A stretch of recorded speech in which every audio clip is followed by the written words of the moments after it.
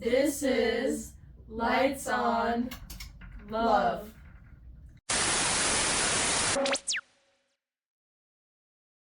Okay, this is podcast number 4. The movie that we watched is called Thelma&Louise.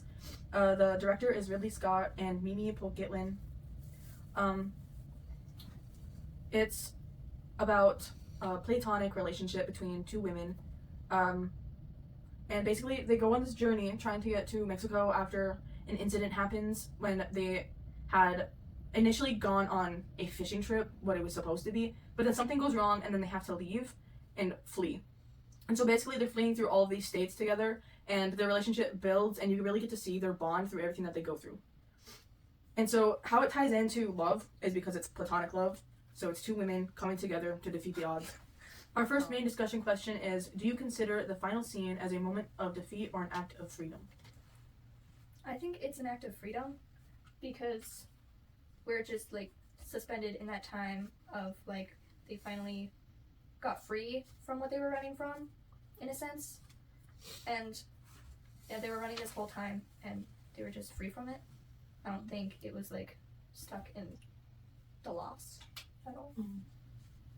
I agree with Margaret on it's an act of freedom, especially since when it ended it faded to white instead of it fading to black like it's the end. Yeah. White meaning like it's like a dream, or like there's another word for it but I can't remember. Like they're finally at peace. Yeah. I also took it as like an act of freedom because really they never got caught. Right. They didn't lose. Yeah. They didn't give up. That scene actually made me really emotional. I mean, they got caught, but they didn't give up. Yeah. So basically, they didn't just give themselves up and throw in the towel just because they got caught. You know, they kept going with like perseverance and strength, even though, you know, driving off a cliff is kind of something hard to do. Yeah. They kind of left on their own terms. Okay. Honestly, I'd say it's like both. Because they didn't get the ending that they wanted, because in, like, the previous scene before that, they were quite literally talking about how they had all these dreams of, like, sipping margaritas on the beach together and doing all of this stuff, and they were talking about their dreams of what they wanted in Mexico. Like, Velma literally was like, I want to get a job at, like, men's club or something, I can't remember what it was. But they had those like dreams of moving on and like living their life without having to worry about all of the stuff that they'd gone through, and their husbands, because Thelma's husband obviously was not a good guy. Yeah. And like none of the guys in her life were good, which sucks. So I kind of see it as kind of a defeat because they didn't get the ending they wanted, but also a freedom because they didn't give up. They didn't just let them take them for them to die either way, because they were going to be persecuted for execution. Right, because that's how it was back in that day. Yeah. Our next section is mainly about like the terrible stuff in the film. Like not aspects of it, but like in it, like the sexual harassment and stuff like that. So we're gonna start off with So I want to start off with like Thelma and her husband Daryl's relationship, because it was said that they were dating since high school and then they got married not too long afterwards, but he was always like emotionally like abusive to her and dismissive, which movies around that time it was pretty common to portray the husbands like that. And as we know, Thelma has never really had good outcomes with any men in this movie, which is really sad because in the beginning she's like more naive than Louise is, and like towards the end it's not really like switched, but they each learned something from each other. Yeah. Like Louise learns to trust people more, and Thelma learns that almost nothing good is going to happen to them, especially with what she went through. And I think she more so learns that you shouldn't trust everyone just because they're nice to you. Right. Or pretty. Yeah, because at the start, when they meet the first guy in the bar, she was like ready to just tell him exactly what was happening, like what they were doing and everything. Yeah, I don't really think it's like nothing good will not happen to them, but it's not nothing bad will not happen, you know. Right. I think they're just naive, like you said. Because you can tell the maturity difference between Louise and Thelma. I think that all roots back to her husband because she was like Daryl doesn't let me go anywhere. Mm-hmm. So, And that first, like, rebellion that we see from Thelma is her initially going on this, like, fishing trip with her friend that was supposed to, like, be nothing. And she didn't even tell him. She left a note, which she didn't even see until, what, a day later? Yeah, she called at 4 a.m. and he wasn't even home. Or he was sleeping. well, he said he was like, because when she asked the day before, what do you want for supper? He was like, I'm probably not even going to be home for supper. But this movie was mainly, like, in that time, a turning point in cinematic history because of the female representation. There was a good chunk of other people who saw it as like, oh, this movie is just saying all men are pigs and act this way because of Daryl, Harlan, and the truck driver, and they just ignored like the good male characters like Hal, that detective, and Ginny. I don't really get that perspective though, because like I know a lot of it was probably women empowering and like feminist like point based, but I feel like there's not as many like bad men there are. There's also like the good side of men. Right.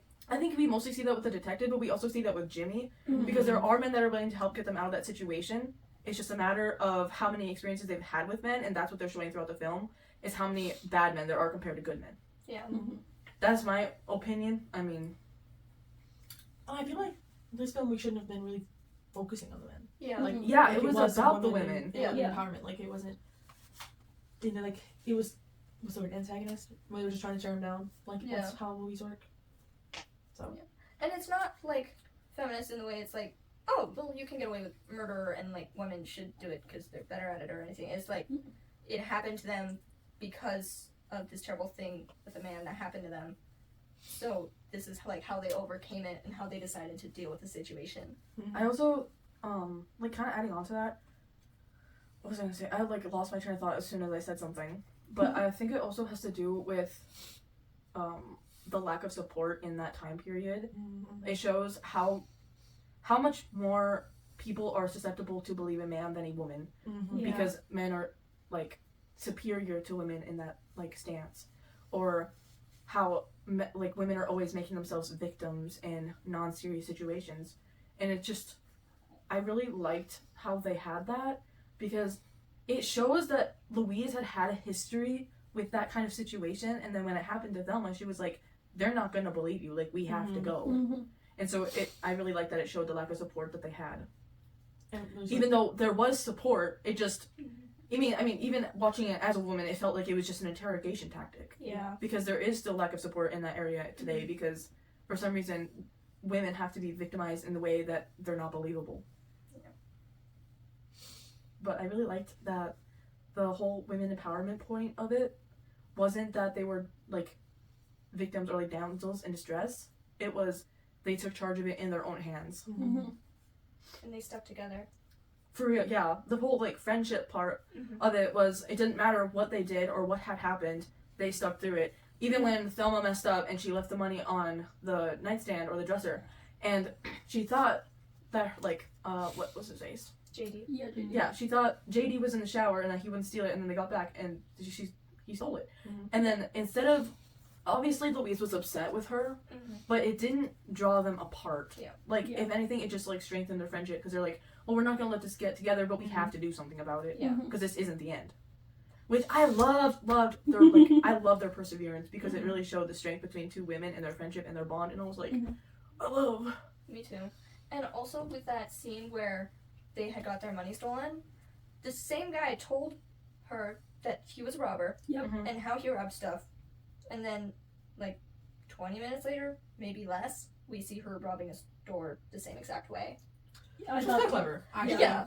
And no hate. It was just kind of funny, the difference of what's happening.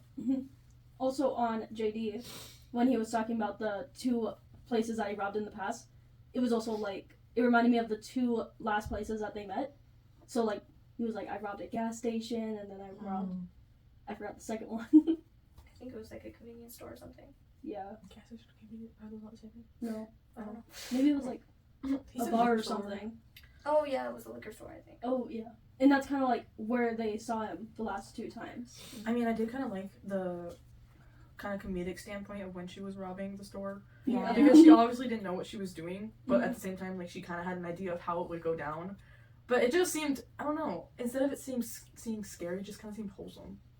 I liked how Like, they, not wholesome, but like, Yeah, robbing his door the whole bit. like I liked how they showed like the security footage of the like Daryl and the cops watching it themselves, and then she's like bolting to the car and she's like, Louise, drive! Yeah. Like, instead of her just saying what she did, they kind of just like skipped to her showing what she did. And that that's scene when was like crazy.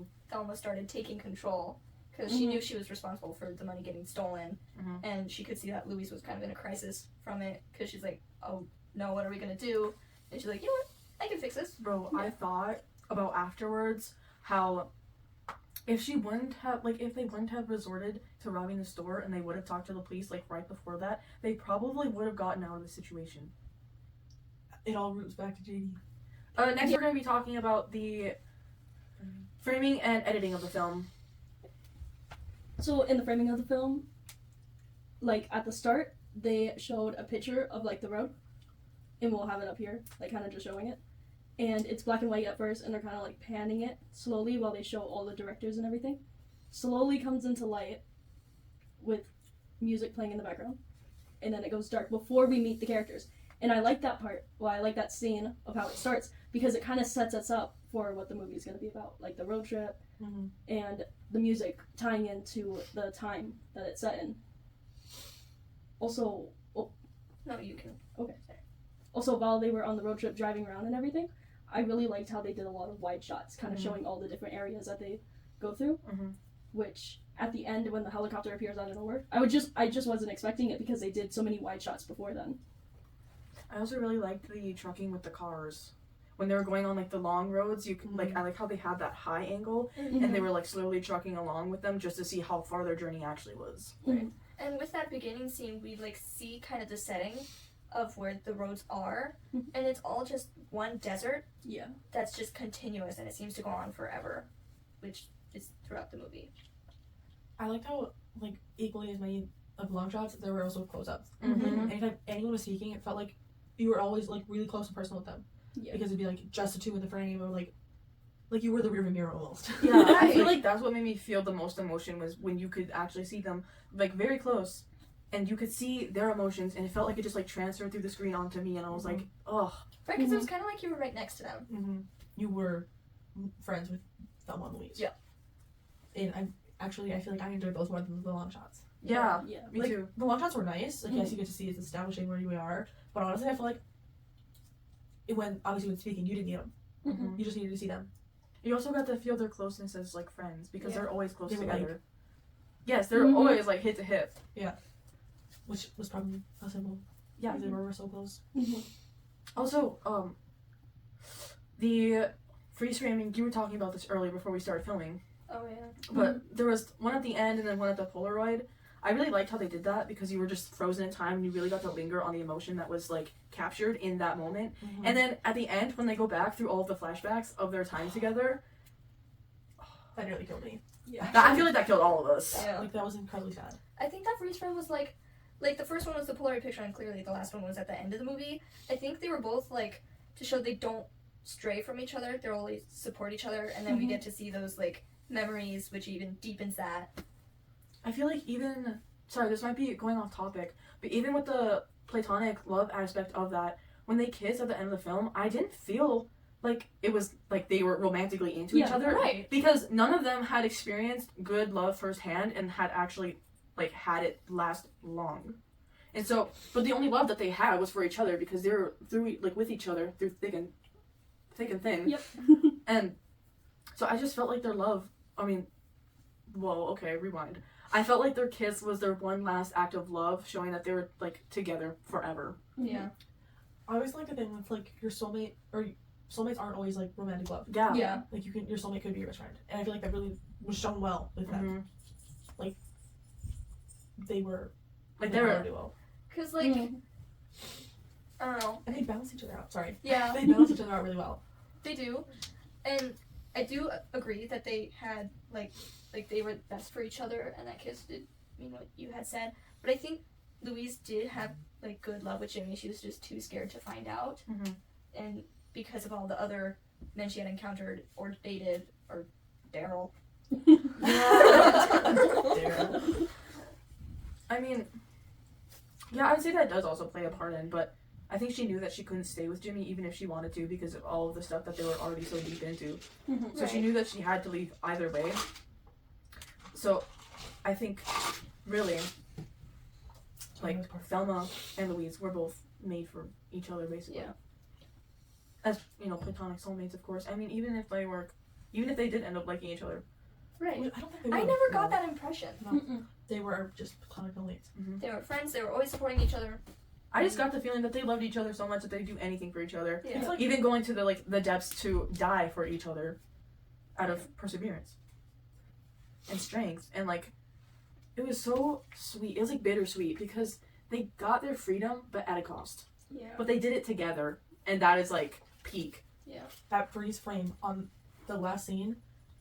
I hate that it makes you think, and then you immediately get bombed with their memories of who they were and what they were to each other. I was like, Because they weren't bad people. no, Which is they why made it's a so mistake. sad. They made a mistake. Yeah. Actually, I would dare say they were actually really good people They were. until It was self-defense. I think they Whether were trying to there's- survive. Whether there's proof or not, it was self-defense, and it should never happen to anybody. I think the most, like, destroying part about it is that they probably wouldn't have gotten into any trouble if they would have actually just went to the police. Or that detective at the very least. Yeah. Or if they wouldn't have just stopped at that bar.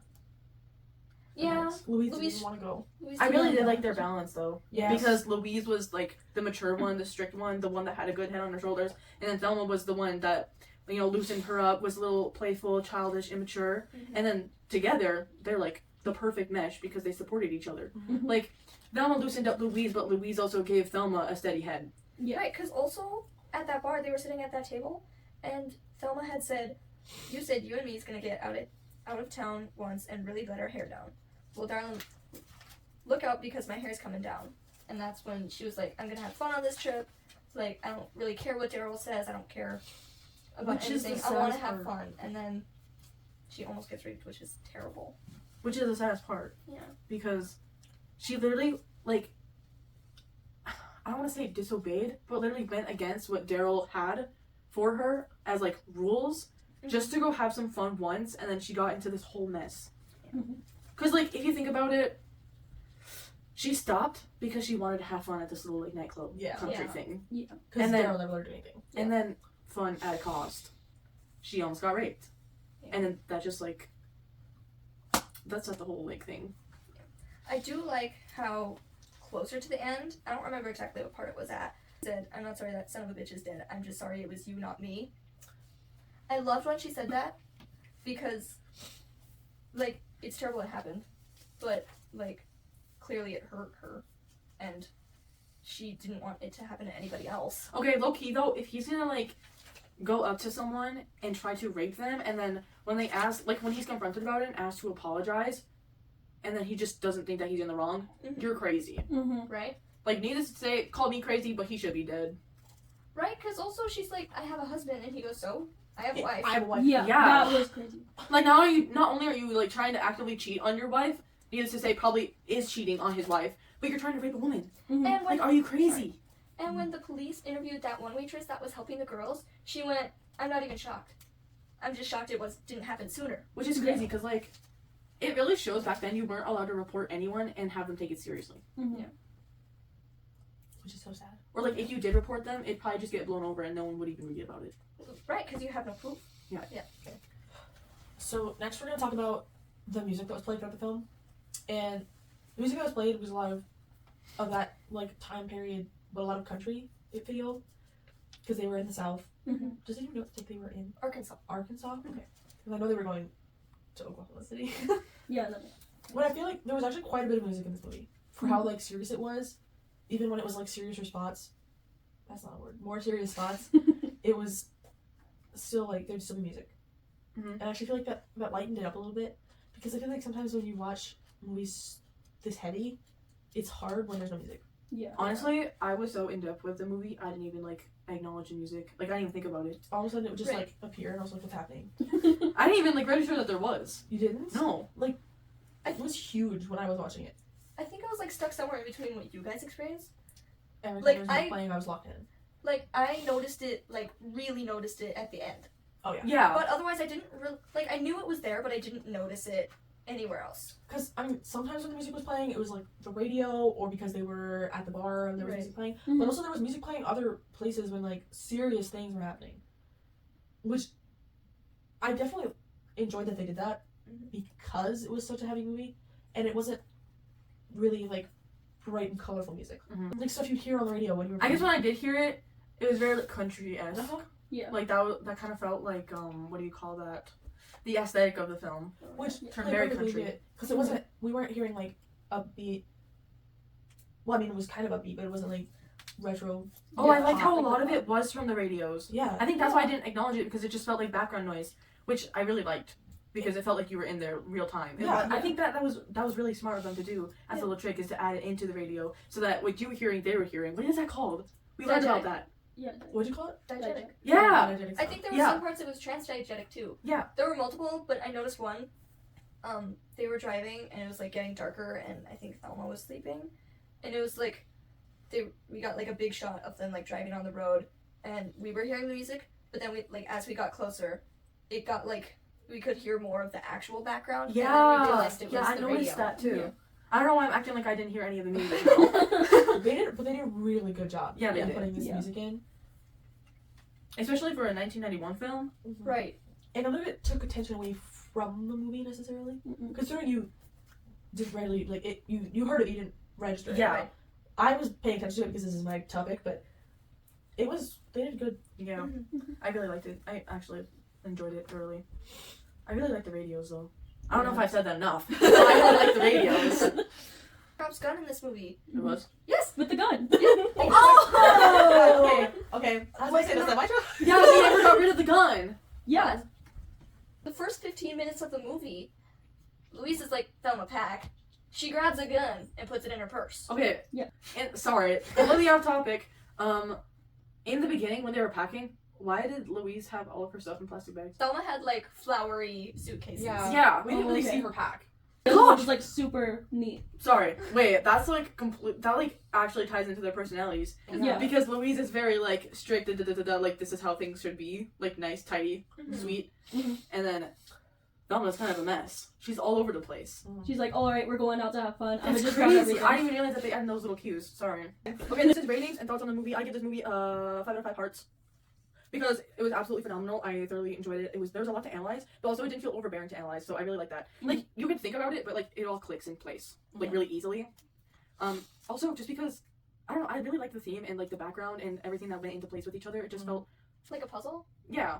I mean, even with the like sexual violence theme, I really like that because not many movies touch base on that, and if they do, it's usually super vulgar. I like how this one wasn't explicit, yeah, but also it gave you a real impact on how things like that actually are, and I really like that the time frame was. I feel like it was accurate to how things really were back then, and how much like recognition things did not get for having that happen to people. I would also give it a 5 out of 5 hearts. Mostly because, yes, it had very heavy topics, but like seeing their friendship like evolve and everything, it kind of like lessened the load, but also didn't take away from what they were talking about. Yeah, I love the empowerment Mhm. and like perseverance. I'd say that word a lot. It's a movie. I also give it a 5 out of 5 hearts. I really enjoyed it. It made me really emotional. They did a really good job. It was very impactful. Very impactful. Yeah, I'm definitely gonna think about this film. I think I'm gonna have to follow the trend and also give it 5 out of 5 hearts. Yo! First rating we've all had. That's We all the all same. agreed. I have to agree with Ella, especially like I like how they added in the sexual harassment stuff and how it is, whether it's explicit or not. Like it needed to be mentioned. It was. And I love how close Thelma and Louise are. I'd like to think I'm Louise, but honestly I'm Thelma. I do want to give an honorable mention to the Ford Thunderbird, the car they were driving. It was so beautiful. Yeah, I agree with that. I'm a Chevy girl for life, but that is a beautiful car. Alright, I'll watch it again. I would watch it again. I'd watch it 1,000 times. I'd buy it and put it up on my shelf. Gang, do you hear that? Oh, ring, ring. What's that? It's Island time! Very last one of the show. Alright, this is exciting. Me first? Yes. Roll that big ol' roll. Not that big old roll. What's it gonna be? What's it gonna be? Hello? Is broken. There it is. L28. Okay. Adults with strong social connection have a lower risk of many health problems, including depression, high blood pressure, and unhealthy weight, as cited from the Mayo Clinic website. Ooh. Oh wow. E61. In this movie, the director defended the ending choice from criticism, stating, quote unquote, after all they went through, I didn't want anybody to be able to touch them. Okay. Since I don't get to roll it, I'm just gonna do this. Okay. 27. 27. Pass it along. 21. Bro. The director of Thelma and Louise based the main characters on one of her own friendships. I still can't read. Don't let you. Oh, 35. Best friends are people who make your problems their problems and help you whenever you need it so you don't go through it alone. Facts. If your best friend isn't like that, they're not your best friend. I think we're gonna wrap things up now. Thank you all for watching, and we'll see you in the next one. Bye!